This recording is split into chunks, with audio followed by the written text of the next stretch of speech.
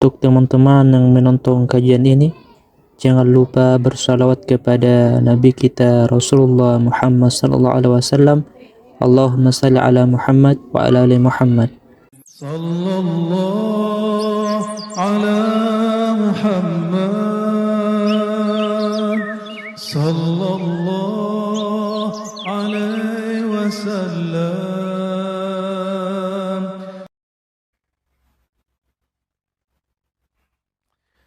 Masalahnya tadi, kalau hati kotor, hati sakit, tidak bisa menikmati makanan hati. Ilustrasi lainnya, kalau kita masuk masjid dalam keadaan junub, berani nggak? Dalam ilmu kitab ini, kitab hati, kitab hikam, orang yang lalai kepada Allah disebut junub kolbunya. Jadi kita ini junub terus kayaknya ya. Tapi bukan pakai mandi wajib. Dia pakai tobat wajib. Jadi kolbunya dimandikan dengan taubah, dengan istighfar kepada Allah Subhanahu wa ta'ala. Masih tegang ya? Allahumma sholli ala sayyidina. Sayanya yang masih tegang.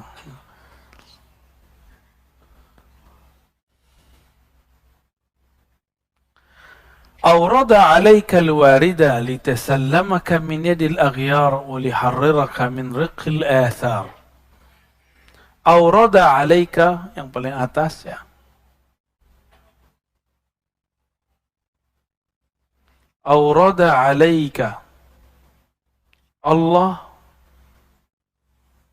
memberikan kepadamu warid. Satu warid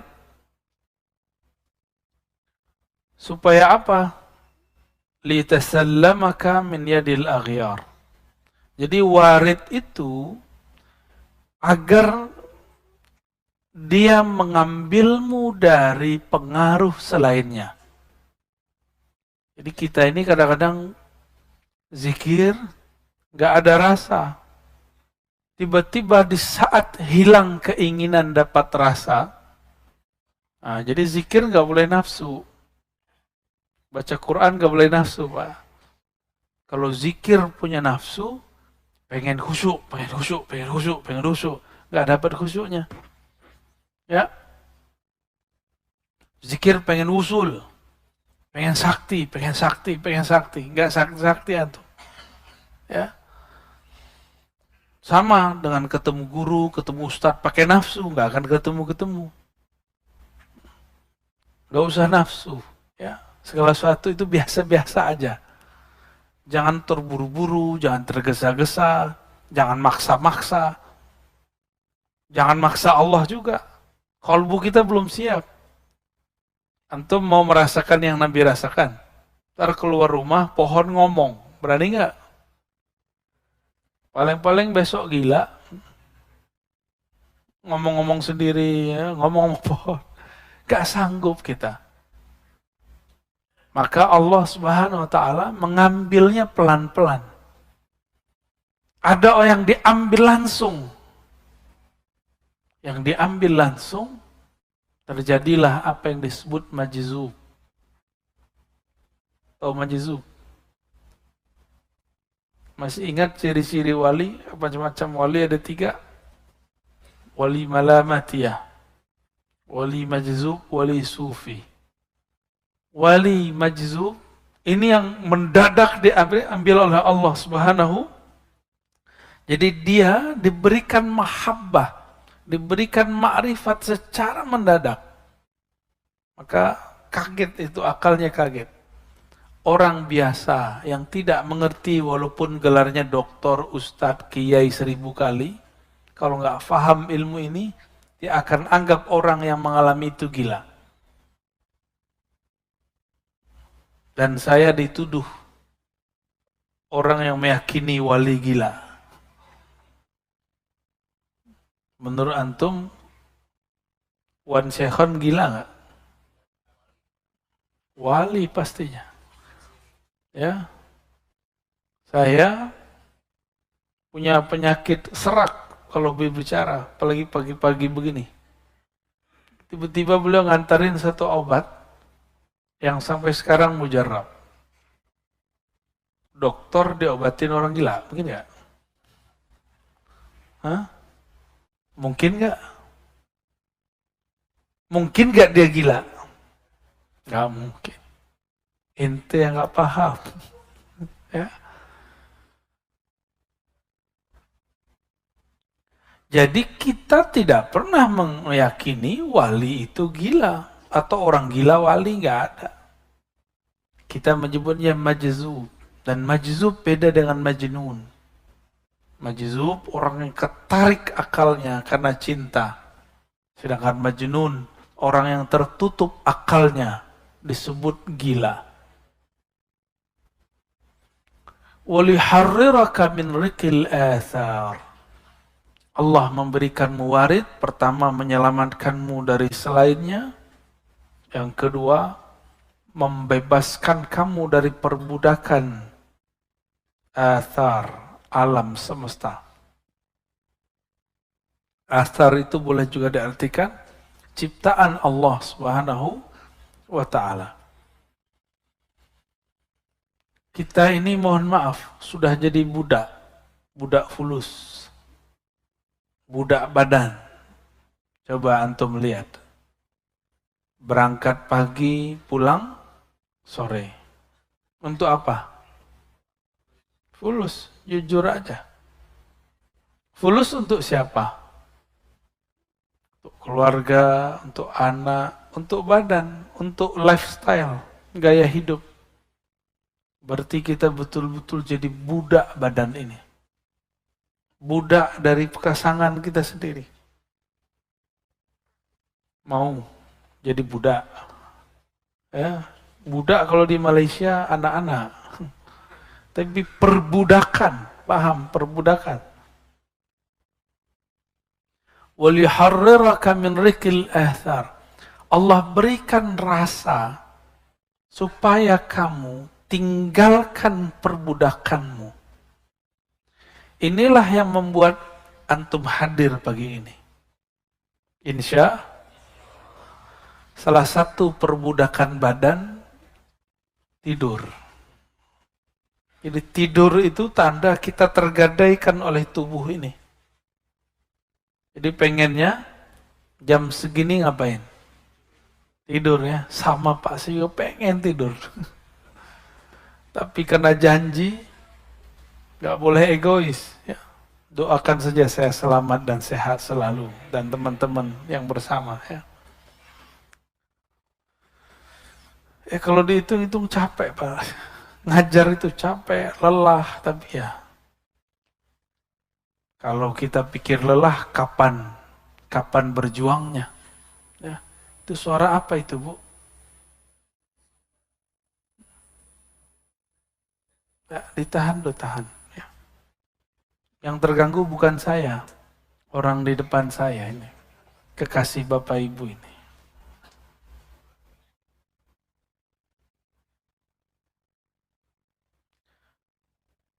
Untuk apa wirid itu? Untuk apa warid itu? Liyukhrijaka min sijni wujudika ila fadai syuhudik. Jadi kita diberikan rasa dalam berzikir, tujuannya ini. Liyukhrijaka, untuk mengeluarkan engkau min sijin. Sijinnya ini penjara.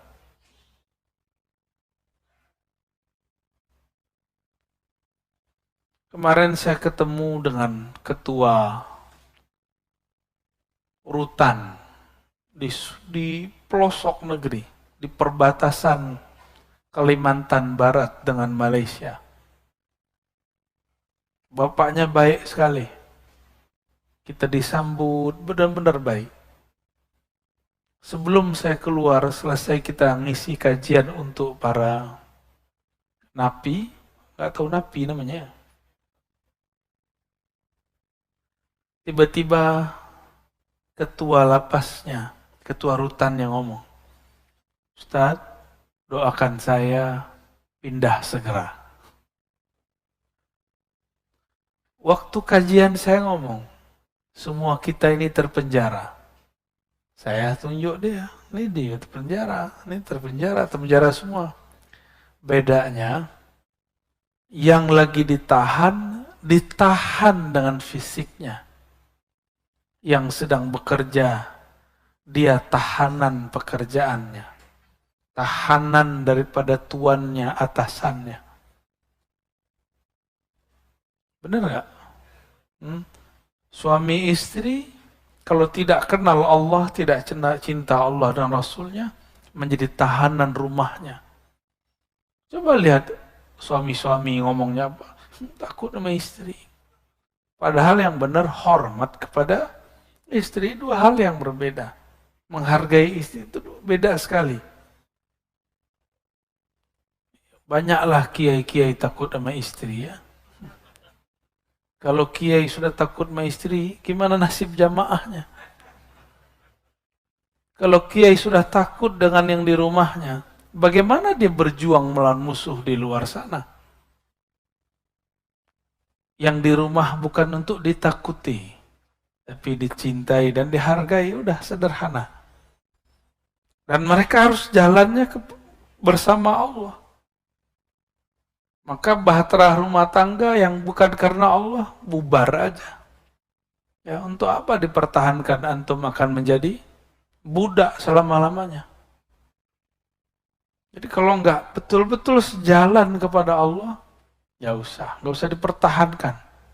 Satu mau kemana, satu mau kemana. Tapi saya yakin orang yang jatuh cinta, jika berbicara dengan cinta, dia mudah dibawa kepada Allah Subhanahu wa ta'ala. Maka di rumah jangan keras-keras Pak ya. Mentang-mentang udah ngaji hikam, terus kamu harus berwirid. Jangan begitu, biasa aja. Ya. Dalam ilmu keruhanian, kita tidak boleh memaksa seseorang yang di luar dirinya. Maka wiridnya murid seorang santri itu ngaji. Kalau muridnya seorang pegawai, maka dia dikasih wirid doa berangkat dan doa pulang, tapi disisipkan di tengahnya. Wirid kamu yang hakiki adalah bekerja dengan jujur dan amanah. Itu wirid paling tinggi bagi orang bekerja.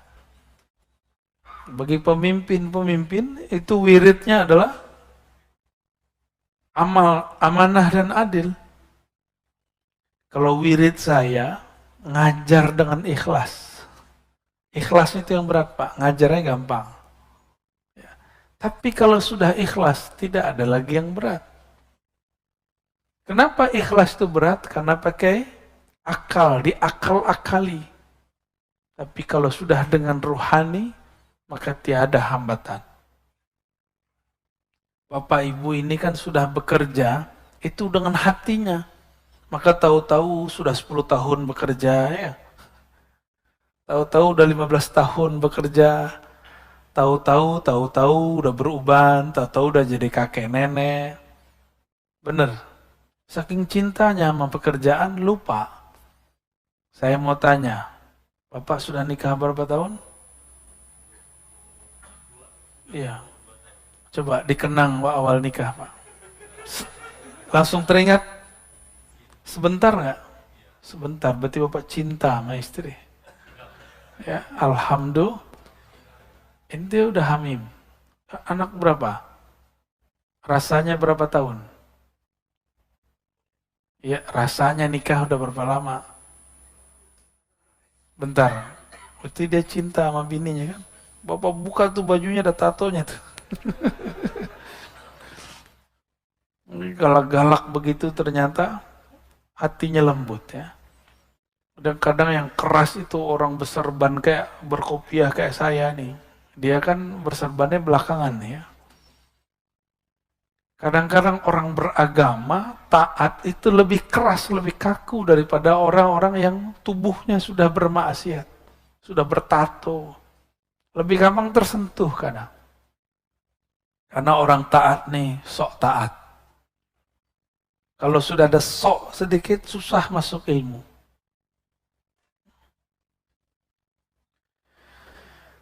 Allah berikan warid rasa nikmat berzikir. Kecanduan ngaji itu warid. Antum merasa nikmat ngaji, ada lapang rasa dalam pikiran, itu warid paling mahal. Lebih gede daripada wirid 70.000 kali zikir. Lebih gede daripada sholat 1000 rakaat. Lah kok tiba-tiba ada jamaah, saat syuruk dia sholat dulu, ustadznya lagi ngomong. Berarti dia nggak dapat warid lagi ngaji. Dia beramal pakai nafsu, pengen dapat amalan, pahalanya, umroh dan haji gratis. Ya, padahal ngaji lebih utama daripada itu. Antum belajar satu bab, ini ada 2 bab nih. Itu sama dengan 1000 rakaat. Syuruk cuma 2 rakaat. Tuh, cerdas nggak orang begitu? Tapi di banyak masjid saya melihat begitu. Karena umat diajarkan mengejar pahala, bukan mengejar ma'rifat, bukan mengejar ilmu. Umat diajarkan mengejar benefit. Keuntungan. Kalau kamu begini, kamu dapat ini. Kamu begini, dapat ini. Ilmu begitu, tambah akhir zaman, tambah ditinggal orang. Ya, maka para asatidz, para ustadz, kita cerita motivasi dengan pahala seperlunya. Mulai cerdaskan umat. Jangan perbodoh umat dengan benefit pahala. Itu anak kecil begitu. Anak kita dulu atau kita dulu waktu kecil diiming-iming orang tua. Kalau kamu sholat 5 waktu, bapak belikan sepeda. Kalau kamu puasa 30 hari, dibawa jalan-jalan ke Bali. Gitu. Kan salah itu ya. Tapi untuk anak kecil boleh. Untuk anak kecil boleh. Saya pernah cerita, saya bilang ke anak saya, nanti kalau kamu puasanya benar, beliin laptop. Sekali kita ketiduran. Masya Allahu yaf'al. Kita ketiduran. Dia nangis. Dia nangisnya apa? Gak bisa beli laptop. Gak jadi beli laptop. Abi gak jadi beli laptop. Bangun jam 6 semua. Sok-sok tahajud malam tadi. Lewat, bablas. Itu anak nangis bukan karena puasanya tidak lengkap. Bukan karena dia tidak sahur. Tapi karena dia berpikir, tujuan dia tadi apa? Laptop. Jadian, Pak. Mau begitu? Ya, Allah sudah tunjukkan sekarang ini orang-orang yang mengajarkan iming-imingan begitu itu banyak masalah. Ya, pasti banyak masalah. Kita doakan mereka, para asatidz yang mengajarkan itu, semoga Allah angkat lagi derajatnya ke derajat yang di atas itu. Biar dia tidak selama-lamanya membodoh-bodohkan umat. Ya, mohon maaf ini bahasa lumayan kasar. Mungkin sampai kapan ya? Ustaz, antum kajiannya berat sekali. Berat apaan antum aja bisa menikmati kan? Berat tapi jelas nggak apa-apa daripada udah ringan menyesatkan. Sijni wujudika, penjara wujudmu. Wujud ini yang pertama wujud badan. Apa kata kawan? Oh, nggak kuat, kayak ente nggak kuat. Jadi dia membawakan ke badannya, bukan kepada ruhaninya. Jadi dia lihat ada orang kuat semangat, orang ini betul-betul mujahadahnya tinggi. Mikir, nggak mungkin, kita nggak sanggup kayak dia. Berarti dia masih punya penjara wujud badannya. Ada juga yang penjara akal. Penjara akal. Nggak masuk akal.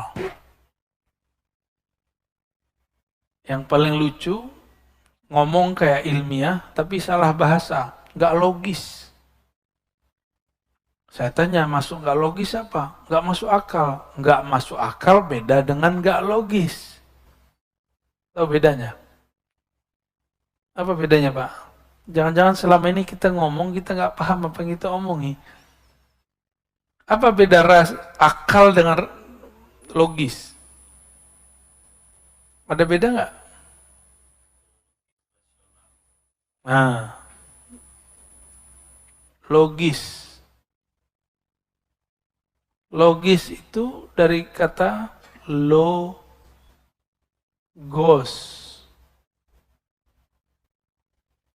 Artinya ilmu atau kata. Kata. Kalau tidak masuk akal, rasio. Nggak masuk akal berarti nggak rasional, irasional. Beda nggak? Nggak logis berarti struktur katanya yang masalah.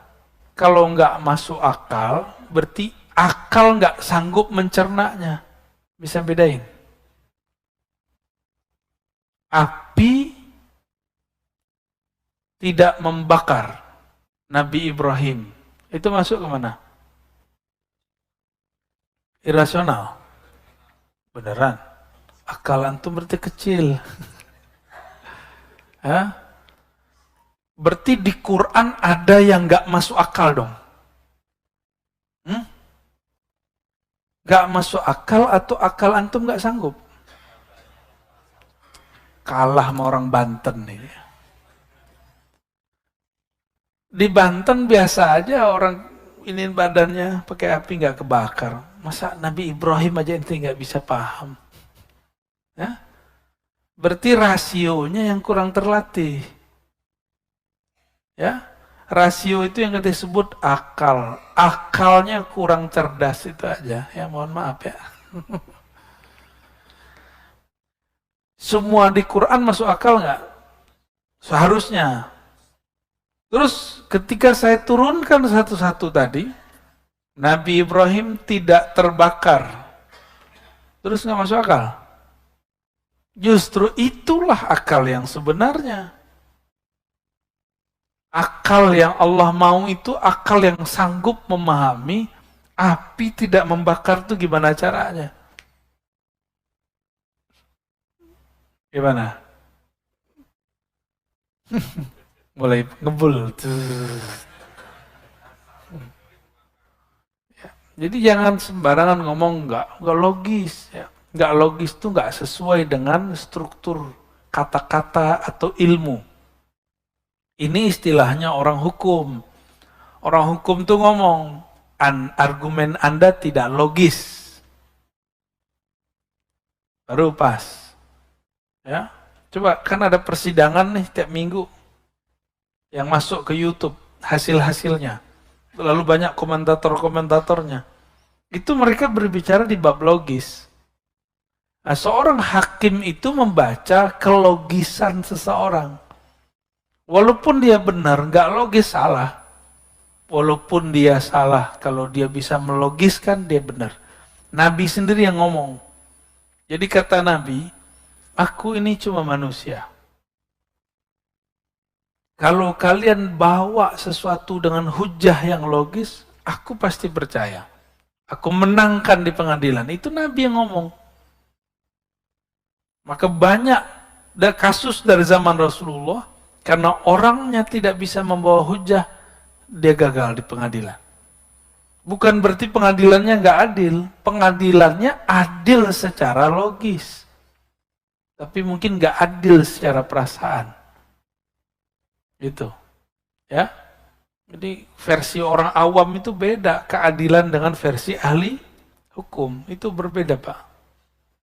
Jadi jangan-jangan selama ini kita bilang gak adil itu versi kejahilan kita. Ya. Di zaman Rasul kejadian kok. Memang Nabi gak kasyaf, Nabi kasyaf. Jangankan Nabi, Imam Abu Ishaq Asy-Syirazi habis memutus, ada 2 orang datang saling tuduh-menuduh masalah maling.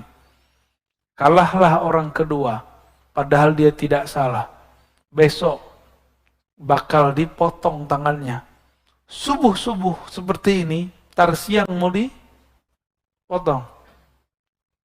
Imam Abu Ishaq Asy-Syirazi mimpi bertemu Rasulullah SAW. Apa kata Rasulullah SAW? Wahai Abu Ishaq, akhta'ta, kamu salah. Sebenarnya yang maling yang pertama, yang kedua tidak dapat bawa hujah. Bangun tidur, beliau tidak merevisi hasil keputusannya. Karena secara bukti yang dapat bawa bukti siapa? Kadang kalau ilmu itu, pengadilan itu pakai perasaan, hancur Pak pengadilan. Jadi di pengadilan itu pakai bukti. Meskipun antum ini benar, nggak bisa bawa bukti, lewat. Nggak usah begitu, orang menikah aja begitu. Kawan kita tiba-tiba dicerai sama suaminya, padahal dia nggak pernah ikut pengadilan. Ternyata itu si suaminya bisa merekayasa pakai orang dibayar seakan-akan udah selesai, tahu-tahu surat udah turun. Bisa begitu Pak. Jadi hakim cuma baca indikator yang datang kepada dia. Tapi kan orang komentar sekarang di luar ilmunya. Seakan-akan dia menguasai semua ilmu. Jadi beda logis dengan masuk akal? Beda ya. Penjara akal, penjara ketika akalnya masih belum dicerahkan, diberi cahaya oleh cahaya ilmu Allah Subhanahu wa ta'ala. Maka akalnya akan menghambat. Gak masuk akal nih. Masa bisa begitu? Masa bisa Isra Mi'raj sampai ke langit? Nah, itu penjara akal tuh. Kita punya seorang guru dulu, dia nggak punya kerjaan, Pak. Menurut kasat mata. Tapi dia ngajar, kita lupa ngajar itu juga pekerjaan. Bedanya, kalau kita kerja untuk bos kita, dia kerja untuk Allah. Allah yang jamin dia. Lebih banyak mobilnya dari orang yang kerja untuk dunia. Lebih banyak tanahnya. Orang datang, Pak Kiai, saya mau kasih tanah. Pakai syarat, tidak, bil 10 hektar, 10 hektar. Orang kerja 50 tahun, 1 hektar pun tidak dapat ya.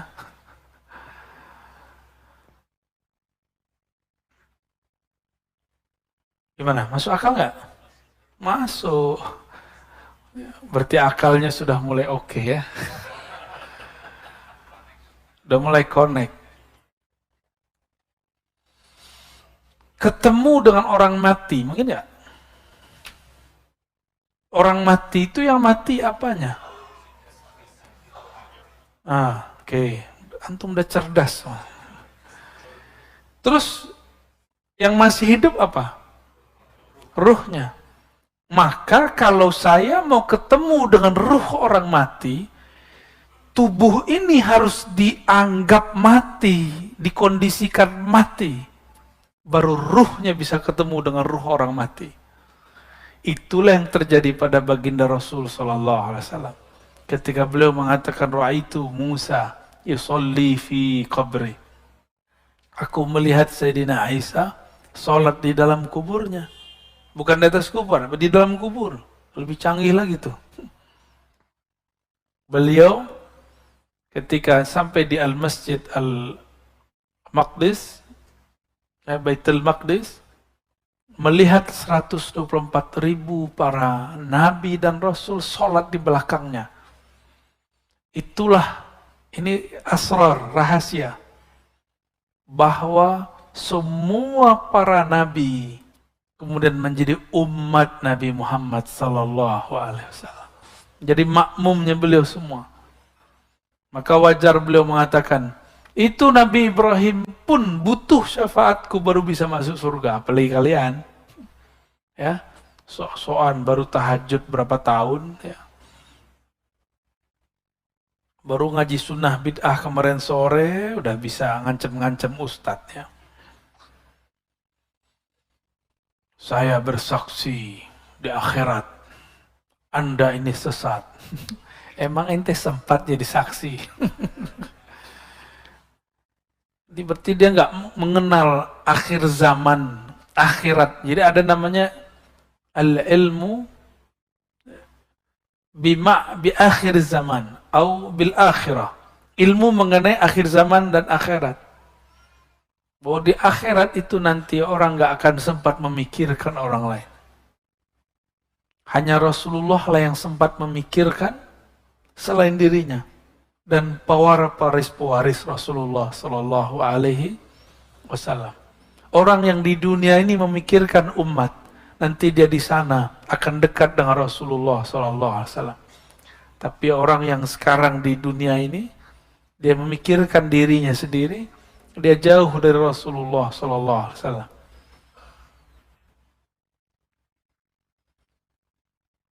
Dari penjara wujudmu kepada fadha'i syuhudik, kepada limpahan penyaksian kepada Allah atau ranah menyaksikan Allah Subhanahu wa ta'ala.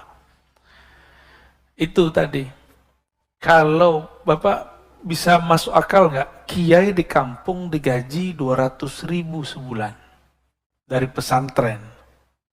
Tapi bisa berangkat umroh haji lebih sering dari Bapak ini. Tiba-tiba mobilnya ganti terus. Gajinya 200.000 sebulan. Seperti yang saya katakan tadi, tanahnya tambah terus. Orang nitip, orang ngasih. Bisa begitu. Gajinya cuma 200. Tapi karena dia kerja untuk Allah, bukan untuk tuannya, maka Allah Subhanahu wa ta'ala kaya akan dia. Yang tadinya, kalau coba pikirin Mbak, kerja 24 jam. Jadi kiai kan kerja 24 jam. Baru mau tidur, tiba-tiba gedor-gedor. Pak Kiai, sakarat. Tolong ditalkin. Mau tidur, udah lama gak ketemu istrinya. Baru senang-senang dengan istrinya, tiba-tiba gedor-gedor lagi. Pak Ustadz, ada yang kesurupan. Ustadznya dukun kali ya. Akhirnya datanglah ke sana. Selesai dikasih amplop TKS. Terima kasih Ustadz. Gak dikasih apa-apa. Tapi si Ustadz bekerja untuk Allah. Allah yang jamin dia.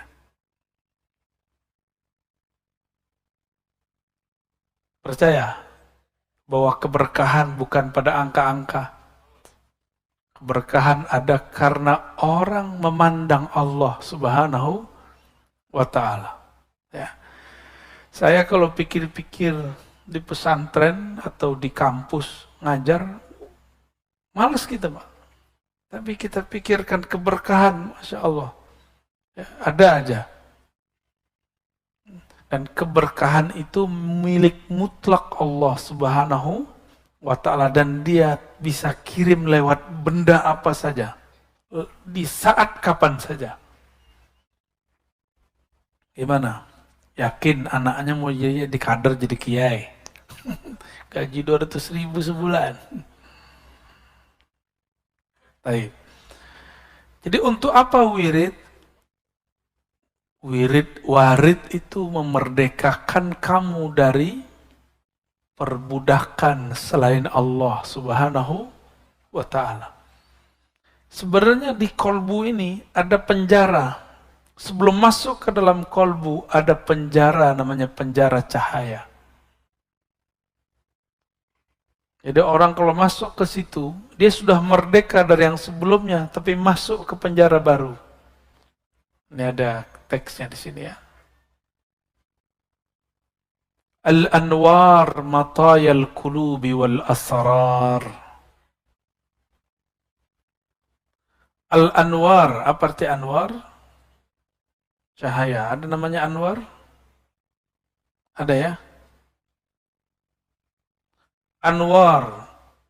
Cahaya-cahaya itu matayal qulub. Mataya itu boleh diartikan kendaraan. Cahaya itu adalah kendaraan untuk kolbu dan sir. Ini kolbu, ini sir ya. Apa arti sir? Jadi kolbu kita itu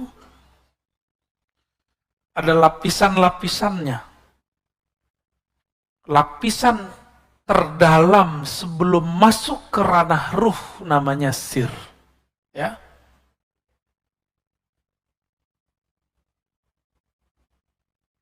Ini kalau kita buat, ini anggaplah sumur.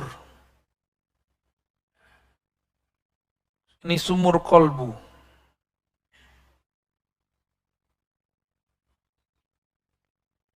Kalau kita lihat ke dalam sumur, terlihat seperti ini, tambah dalam. Nah ini kolbu.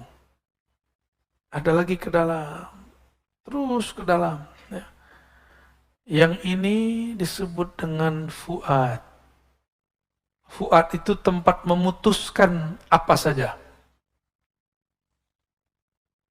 Lalu di dalamnya lagi disebut lub. Lub itu inti dari kolbu. Otaknya otak itu dia. Jadi semua kecerdasan kita ada di lub. Orang yang berpikir dengan lubnya, dia akan mampu membaca 10 tahun ke depan. 5 tahun ke depan. Ini kawan-kawan saya, sebelum pandemi, sebelum ada demam online, dia sudah belajar online dan diejek banyak orang.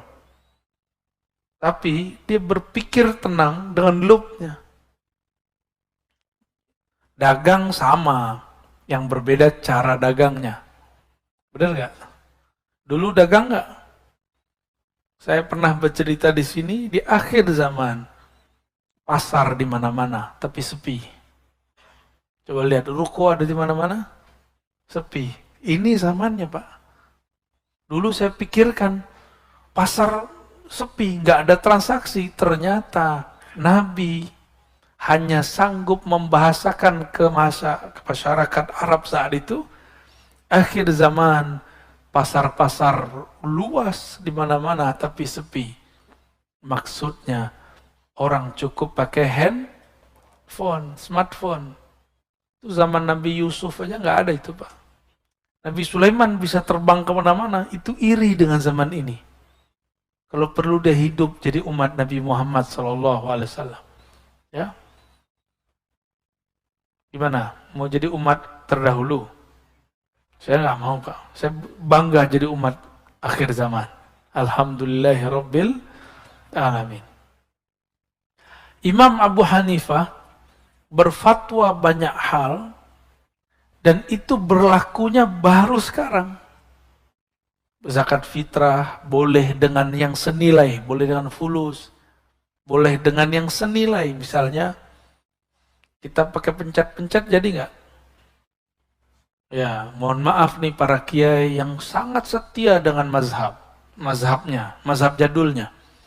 Saya ini juga bermazhab Syafi'i, tapi Syafi'i usuli, bukan Syafi'i furu'i. Syafi'i manhaj, bukan Syafi'i qauli. Apa bedanya? Syafi'i manhaji, kita meminjam manhajnya Imam Syafi'i, kita pakai. Bisa jadi beda hasil kaulnya. Kita ambil teorinya, tapi beda datanya. Data beliau kan zaman dulu, data kita sekarang beda. Teorinya boleh sama.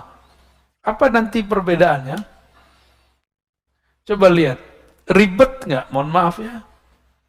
Kita datang ke kiai, ke ustadz atau panitia zakat, beli beras. Beli beras, Pak Kiai, Pak Ustadz, saya mau zakat, belilah. Terus serahin lagi, saya mau zakat. Ribet nggak? Hari begini masih begitu. Itu beras paling 2 cuma 3 diputar-putar. Intinya pakai duit toh.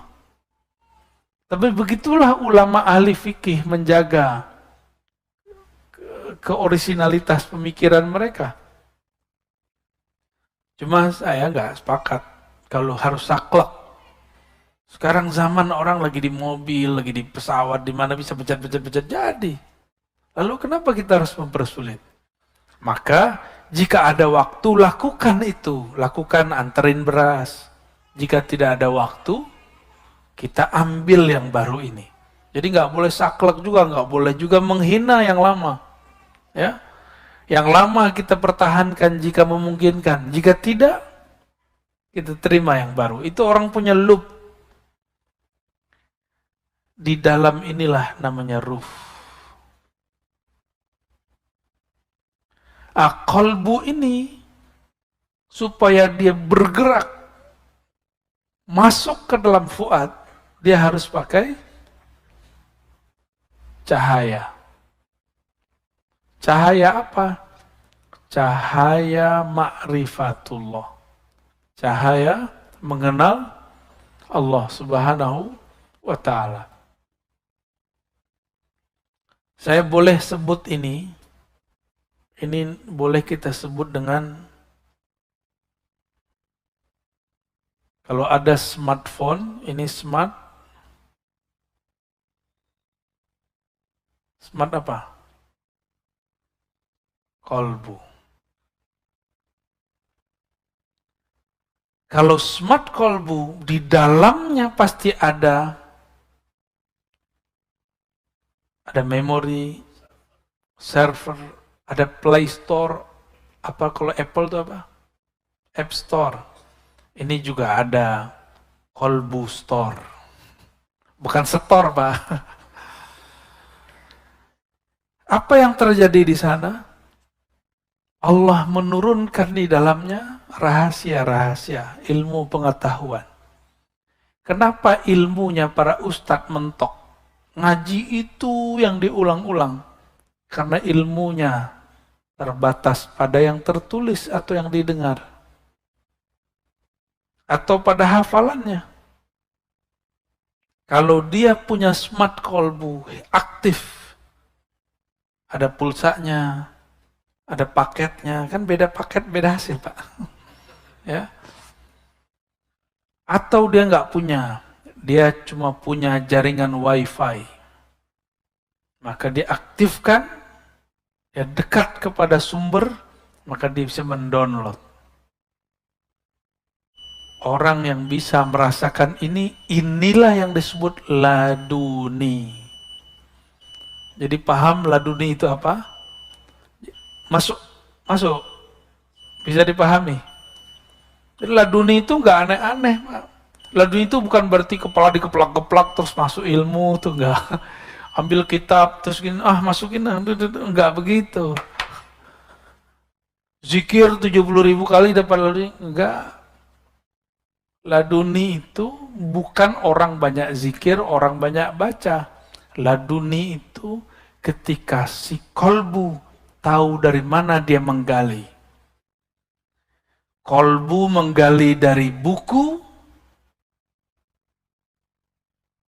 atau qalbu menggali dari lub dan sirnya. Kalau dia menggali dari lubnya, dia bisa memprediksi masa depan. Jika dia menggali dari sirnya, dia dapat membaca rahasia apa saja di alam semesta. Kalau pakai ruh, nggak ada batas, unlimited. Itulah rohani Rasulullah sallallahu alaihi wasallam. Jadi yang pakai ruh itu cuma Rasulullah. Para nabi paling sampai lub. Para nabi, Pak. Jadi 124.000 para nabi itu paling tinggi cuma lub dan sir. Lub, sir, lubnya dan sirnya. Oh, ini ada satu sini lagi ya.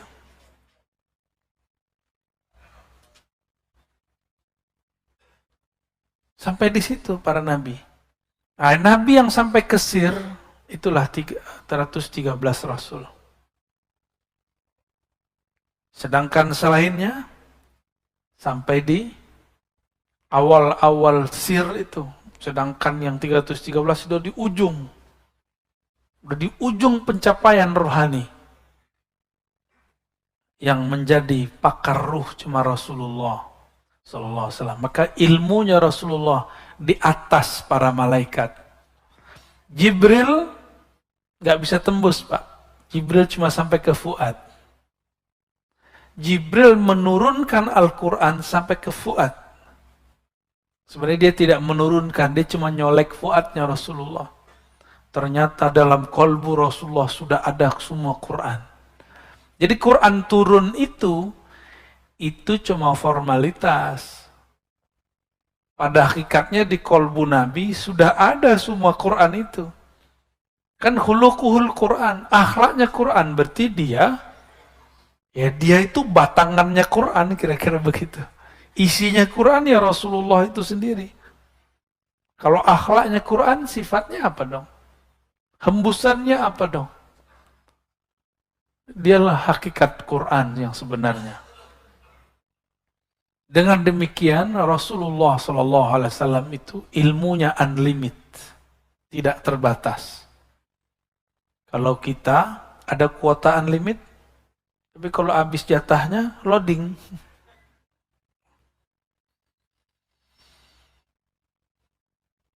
Smart kolbu inilah kolbunya para wali, kolbunya para nabi. Salatullah wassalamuhu alaihim. Gimana? Cukup? Beneran? Baru mukadimah ini ya. Ya udah, aneh tambah satu lagi hadiah buat antum ya. Jangan sholat syuruk ya.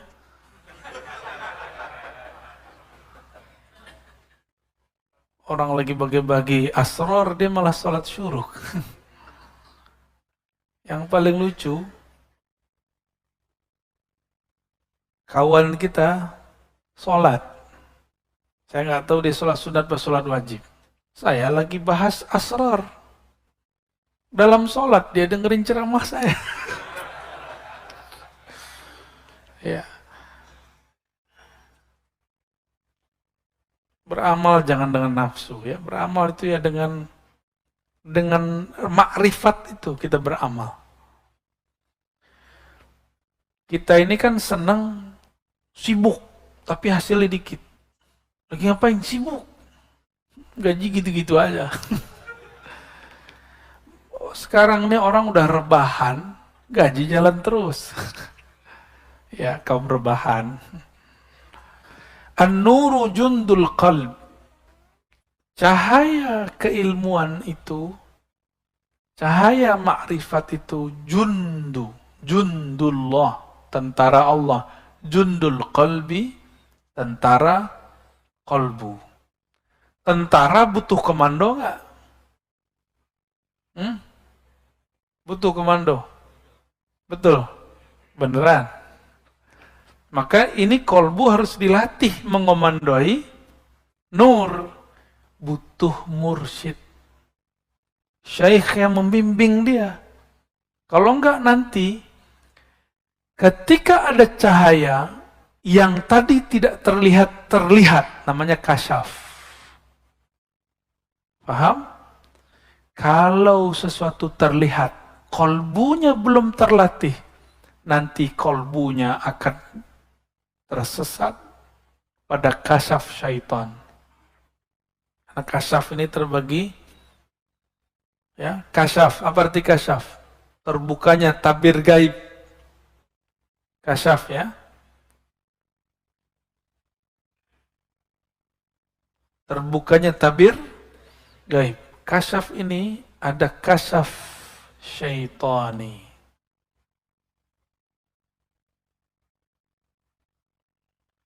Bukan Pak Tony ya. Jangan tersinggung nanti Pak Tony. Ada kasyaf. Ada banyak ini ya. Malaki. Malaikat. Kasyaf malaikat biasanya dengar zikir. Jadi antum nih kalau jalan, mungkin ada di antara kita nih, pas jalan keluar, dengar pohon zikir. Itu namanya kasyaf malaki. Ya. Atau seakan-akan terbawa ke alam lain, lalu melihat ada sekelompok komunitas di alam yang kita tidak tahu alamnya, mereka sholat, mereka zikir. Ya. Itu namanya malaki. Asik Pak. Alam-alam begini nih asik. Termasuk yang syaitoni ini asik. Bener asik. Terus ada kasyaf akli. Akal kita. Yang paling tinggi kasyaf ilahi. Apa perbedaannya antara ini kita hapus saja ya. Syaitani dan ilahi. Perbedaannya cuma satu. Ilahi menambah seseorang ma'rifat kepada Allah, membuat dia tambah merasa hina, sedangkan kasyaf syaitani membuat dia merasa sakti, mulia, wali. Dia merasa dirinya lebih tinggi dari wali manapun. Syaitani ini biasanya dicirikan dengan melihat aib-aib orang.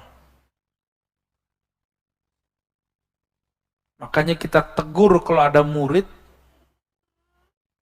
lagi zikir, terus dia melihat kawannya berwajah hitam. Saya bilang itu setan yang datang. Supaya kamu tengkar dan suuzon kepada kawanmu itu. Ya, jadi jangan langsung percaya.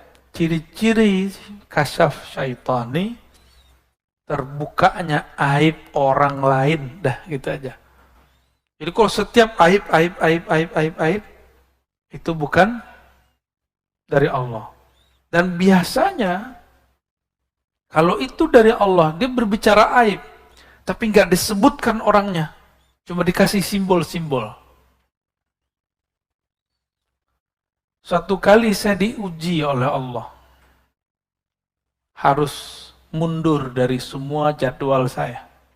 Karena diperintahkan guru.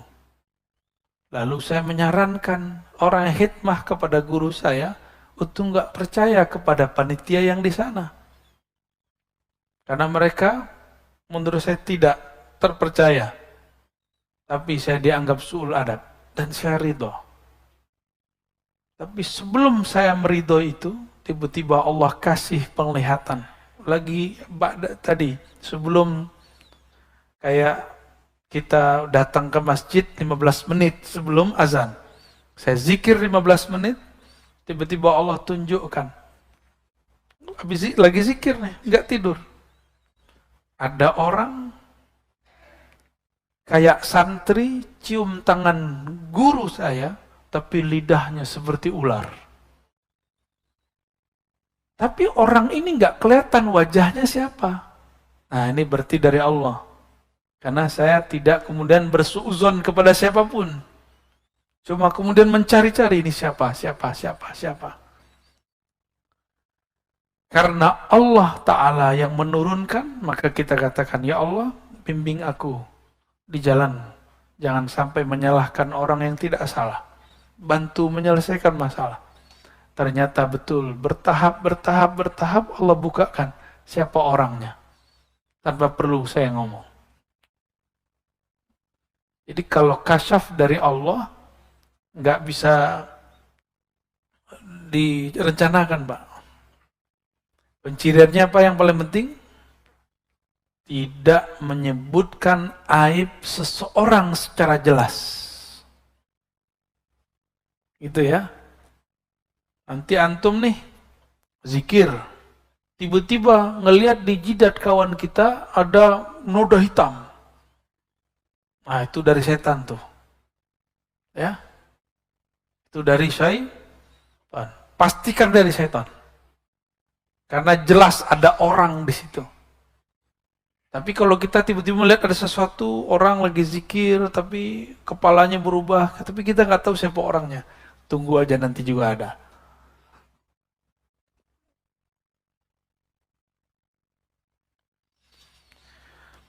Cahaya itu tentara kolbu. Kama anna zulmata jundun nafs. Sebagaimana kegelapan adalah tentara jiwa, diri, nafsu. Berarti ada dua tentara ya. Tentara dalam bab ini itu persis seperti tentara dalam pemahaman militer. Dia punya serangan. Itu zulmah, kegelapan ini. Dia bisa menyerang, Pak. Masuk lewat pikiran, masuk lewat telinga, masuk semua. Dan serangannya bertubi-tubi. Kalau orang berzikir dengan nafsunya, pengen jadi wali, nanti pas lagi zikir, kamu wali, kamu wali, kamu wali. فَإِذَا أَرَضَ اللَّهُ أَنْ يَنْصُرَ عَبْدَهُ أَمَدَّهُ بِجُنُودِ الْأَنْوَارِ. Ciri-ciri orang yang diselamatkan Allah, Allah kirim tentara cahaya, tentara ma'rifat, tentara laduni. Ciri-ciri orang itu tidak diselamatkan oleh Allah. Allah biarkan dia bergejolak, bergelimang dengan kegelapan dan selainnya. Sama-sama zikir, tapi sekarang sibuk dengan kasyaf. Sibuk dengan urusan jin. Sibuk dengan urusan-urusan yang menghalangi dia kepada Allah Subhanahu wa taala. Berarti dia sedang terjebak pada madad zulmi wal aghyar, dan itu banyak Pak dari dulu. Dari dulu orang-orang yang ingin belajar zikir terhalang di bab ini. Sama-sama melihat yang gaib. Bedanya yang ini asik dengan kegaibannya, sedangkan yang pertama ini asik dengan yang maha gaib. Allah Subhanahu. Yang gaib-gaib itu asik ya. Kalau dulu anak kecil petak umpet, cari yang gak kelihatan, kan gaib juga. Petak umpetnya ahli zikir, pengen cari-cari khadamnya orang. Cek nih. Cek, wah kamu punya khadam nih 1000. Cek, oh kamu punya jenazah. Asik gitu Pak, asik bener. Saya kan mantan. Ntar cek lagi, wah ini cincinnya ada isinya nih. Nah, kasih sini aja.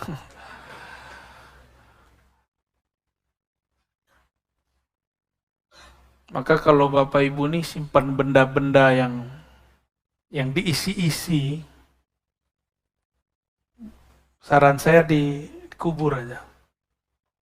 Kubur atau kasih ke orang ahli atau taruh di museum. Ya. Keris diisi itu ganggu Pak nanti. Ganggu zikir. Jimat udah buang tuh jimat ya, bakar, ya. Kalau ada kalimah Allah bakar. Kalau cuma benda-benda udah taruh aja. Bergantunglah kepada yang maha abadi. Jangan bergantung lagi kepada yang tidak abadi. Tawakkalu 'alal hayyil ladzi la yamut. Kalau engkau hendak bergantung bertawakal, bertawakallah kepada yang hidup tidak pernah mati. Bertawakal berserah kepada guru-guru bakal mati. Sudah berapa banyak murid-murid jamaah, murid tarekat, murid zikir, kelimpungan sekarang gurunya mati. Wafat syekhnya. Jangan bergantung sama guru. Apa kurang cukup pelajaran dari Sayyidina Umar? Saking cintanya, lagi mabuk cinta sama Rasul Sallallahu Alaihi Wasallam, tahu-tahu Rasulullah meninggalkannya. Kata beliau, siapa yang mengatakan Muhammad mati, aku matikan dia. Umar, Pak. Itu terjadi, Pak, di banyak komunitas zikir. Guru itu berjasa menjadi pintu. Kalau udah masuk, sudah bersama yang di dalam pintu.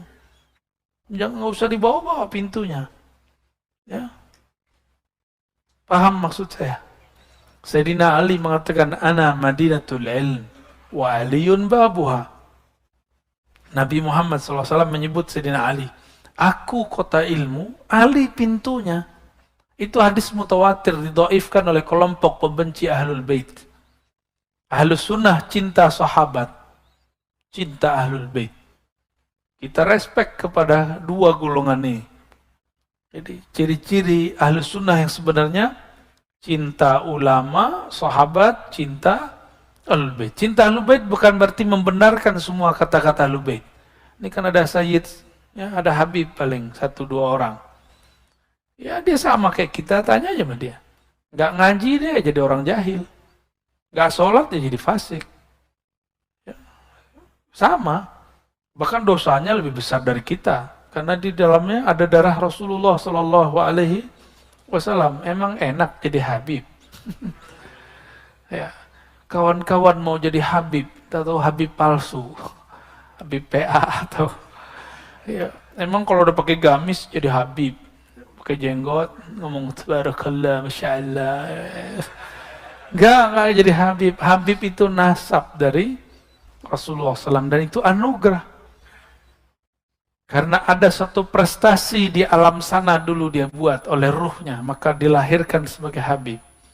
Habib aja kadang nggak tahu, Pak, prestasi dia. Apa yang dia buat dulu di sana. Baik. Semoga Allah memberikan kita tentara-tentara kolbu dan diberikan kemampuan untuk mengemandoi tentara-tentara itu. Jangan sampai cahaya sudah masuk, tapi kolbu belum siap untuk merawatnya. Maka rawatlah kolbu, bergurulah kepada ahli kolbu. Fas'alu ahla dzikri in kuntum la ta'lamun. Tanya kepada ahlinya jika engkau tidak tahu. Jika tidak tahu fikih, tanya ke ahli fikih. Jangan tanya ke sufi. Jika tidak tahu tasawuf, tanya ke ahli tasawuf. Jangan tanya ke salafi. Jika nggak mengerti tentang dakwah, jangan tanya kepada ustadz yang cuma ustadz yang malas gerak, apa namanya, mager. Ada ustadz mager, Pak, dia di rumah aja ya, nggak apa-apa juga sih. Jangan tanya jemaah tabligh kepada ustadz mager, nggak paham dia. Sebagaimana antum jangan tanya persoalan suluk khalwat kepada orang yang sedang rehlah dakwah. Dulu kita khuruj, saya ikut khuruj dulu. Sampai di satu tempat, itu orang kampung sana suluk tarekat. Zikirnya Allah, Allah. Setahu saya, dalam khuruj ada bab tidak boleh membicarakan atau menyalahkan khilafiyah. Ini kawan saya menyalahkannya, diusirlah. Untung ada saya, sudah pernah bersuluk 40 hari. Kita cut dari bisa yang urus. Akhirnya, jadi bersahabatlah kita sama orang yang tadi disalah-salahkan itu.